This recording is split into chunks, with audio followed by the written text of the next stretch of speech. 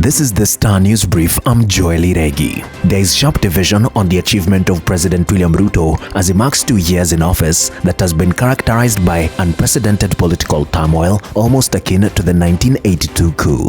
In a classic case of baptism by fire, Ruto has faced heavy political turbulence, internal feuds, and protracted street protests that nearly pushed the country to the brink.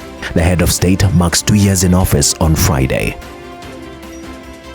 Get a copy of the Star e-paper for only 40 shillings by logging on to www.mgazzetti.com.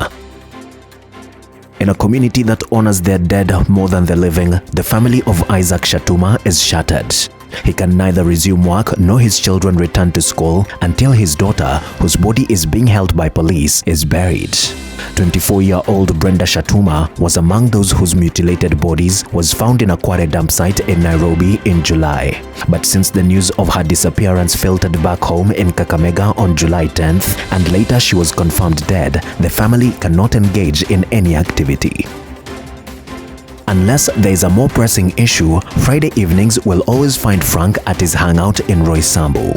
This is a pub frequented by young men who have sex with men. Many are here just cruising for sex.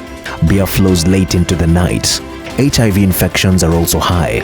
The prevalence of HIV among men having sex with men in Nairobi is 25% compared to 3.1% in the general male population, according to a 2021 survey in The Lancet.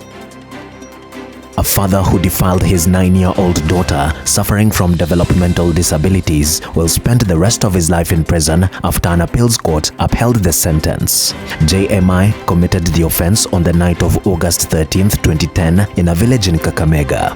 The daughter, named in the papers as JK, was asleep alongside her 2 young sisters when her father called her. For the longest time, Michelle Omulo dreamt of making her mark in the film industry. But just as she began living the dream, her life took an unprecedented turn. A 5-day sick leave didn't just end with her regaining her health, but losing her dream career. Omulo is a sickle cell survivor and has been battling the condition for 30 years. After many unsuccessful attempts of securing employment, Omulo resorted to starting her own film production company.